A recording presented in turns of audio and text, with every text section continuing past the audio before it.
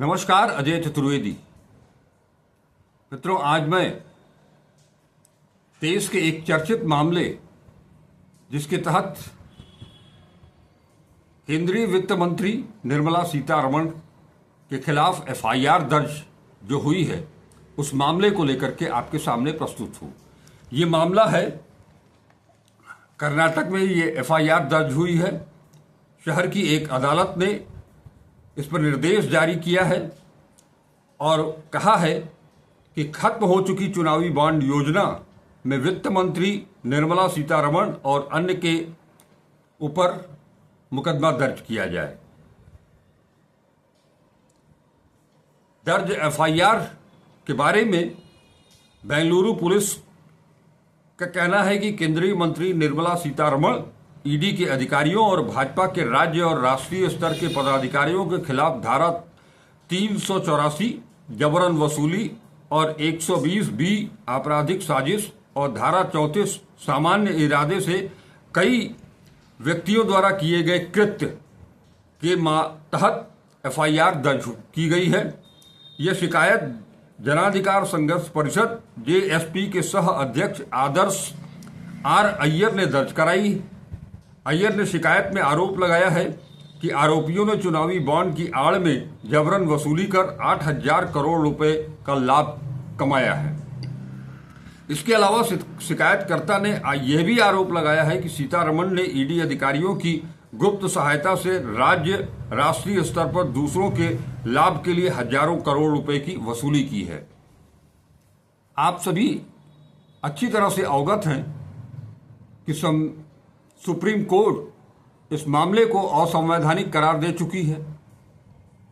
ये भी तय पाया गया है और विपक्ष लगातार इस मामले को लेकर के सत्ता पक्ष को घेरता रहा है कि सत्ता पक्ष, वो चाहे राजनीतिक लोग हों, चाहे वो कारोबारी हों, उद्यमी हों, उन सब के खिलाफ ईडी का दबाव बना करके उनसे जबरन पार्टी के फंड में चंदा इकट्ठा करती रही है। करोड़ों करोड़ों रुपए इसके माध्यम से भारतीय जनता पार्टी ने अर्जित किए हैं। इसके लिए तमाम सारी कवायदें की गई। बहुत सारे लोग ऐसे हैं जिनके ऊपर बेबुनियाद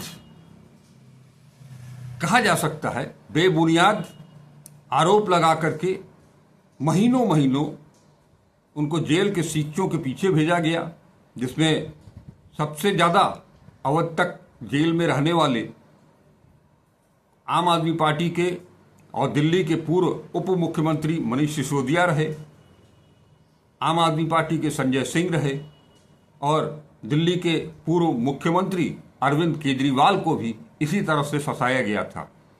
इसके अलावा ये भी साफ साफ दिखाई दिया कि किस तरह से बीजेपी ईडी का इस्तेमाल करके विपक्ष को घेरने की कोशिश करती रही। विपक्ष के कई लोगों को, कई नेताओं को उसने डरा करके, धमका करके ईडी के बहाने, ईडी के आड़ में ईडी से मुकदमा दर्ज करा करके, केस दर्ज करा करके या तो उन्हें अपनी पार्टी में मिला लिया या उनकी बोलती बंद कर दी। इसमें कई लोग हैं, लंबी फहरिस्त है। ये आरोप विपक्ष लगातार आ रहा है केंद्र की सरकार के ऊपर और केंद्र सरकार इसे बार बार खारिज करती रही है। बावजूद इसके विपक्ष लोकसभा चुनाव के पहले से ही हमलावर है सत्ता पक्ष के ऊपर, वित्त मंत्री के ऊपर, प्रधानमंत्री के ऊपर। सेबी प्रमुख बुच का मामला आप सबको अच्छी तरह से याद होगा। एक तरह से ये जो घेरेबंदी की गई है, ये जो एफआईआर हुई है, एफआईआर में केवल वित्त मंत्री निर्मला सीतारमण ही नहीं है, बल्कि भारतीय जनता पार्टी के राष्ट्रीय अध्यक्ष जेपी नड्डा को भी शामिल किया गया है, क्योंकि इसमें जो लोग भी शामिल हैं अभी आपको बताया मैंने कि राज्य स्तर से लेकर के राष्ट्रीय स्तर तक के पदाधिकारियों की सूची इसमें शामिल है। एफआईआर दर्ज हुई है, कोर्ट के कहने पर दर्ज हुई है। ठीक उसी तरह से जैसे गुजरात की एक निचली अदालत ने एक मामले में राहुल गांधी को 2 साल की सजा सुनाई, जिसके बाद उनकी संसद की सदस्यता चली गई, उनका आवास छीन लिया गया। ये दीगर है कि राहुल गांधी का वो जो मामला था उसमें गुजरात की निचली अदालत से लेकर के हाई कोर्ट तक से उन्हें कोई रियायत नहीं मिली और बाद में सुप्रीम कोर्ट ने उन्हें अंतरिम जमानत दी। मामला यही नहीं है,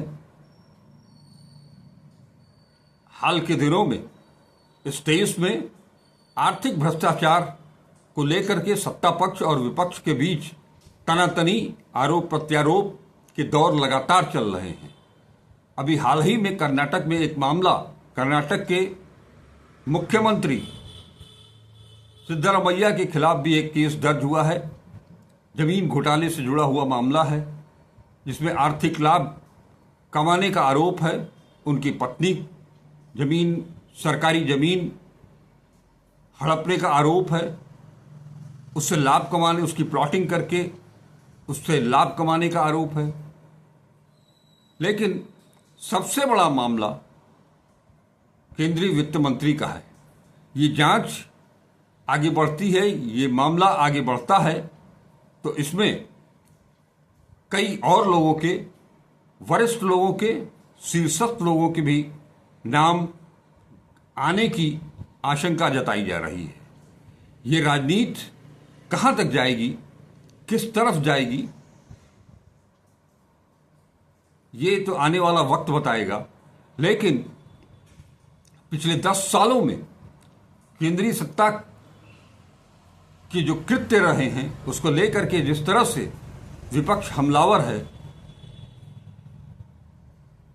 वो एक एक करके तमाम विपरीत परिस्थितियों के बावजूद एक एक मामले को लेकर के सामने आता जा रहा है। ये जो ताजा मामला आया है वो और भी घातक हो सकता है बीजेपी के लिए। कारण अभी हरियाणा में विधानसभा चुनाव होने हैं, चल रहे हैं, 5 तारीख को वोटिंग होनी है।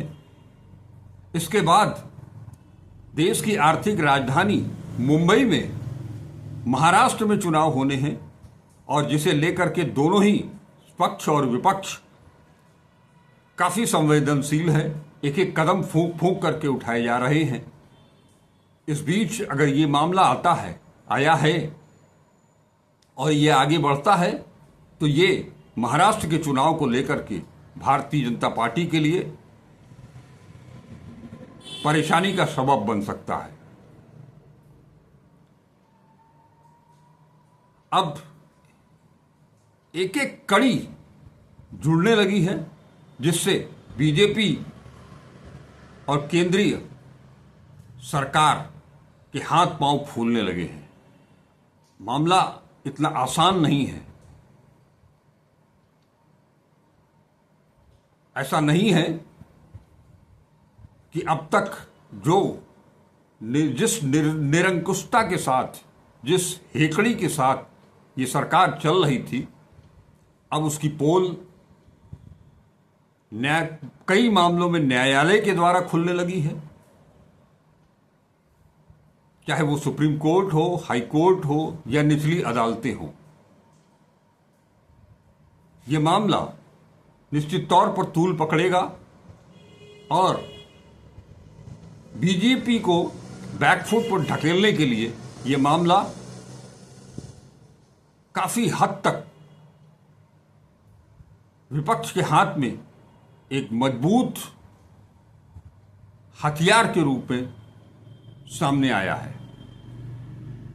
अब इसमें आगे क्या कुछ हो रहा है, निसंदेह विपक्ष इसे लेकर के शांत होने वाला नहीं है, चुप्पी लगाने वाला नहीं है। इस तरह के एक एक केसेस को लेकर के, उनके खुलासों को लेकर के लगातार हमलावर है और उसका ये हमला और तीखा और पैना होता चला जा रहा है। अब आगे क्या होता है, इस पर हमारी नज़र रहेगी। हम आपके साथ फिर जुड़ेंगे उन सब मसलों को लेकर के, चाहे वो आर्थिक भ्रष्टाचार का हो, असंवैधानिक स्कीम को लेकर के विपक्ष के नेताओं को फंसाने का हो, अवैध कमाई का हो, उन सब को लेकर के हम आपके साथ बने रहे हैं, आगे भी जुड़े रहेंगे, हर चीज़ लेकर के आते रहेंगे। आप हमारे साथ बने रहें, हमारा आपका ये गठजोड़ बना रहे। आज बस इतना ही। नमस्कार, अजय चतुर्वेदी।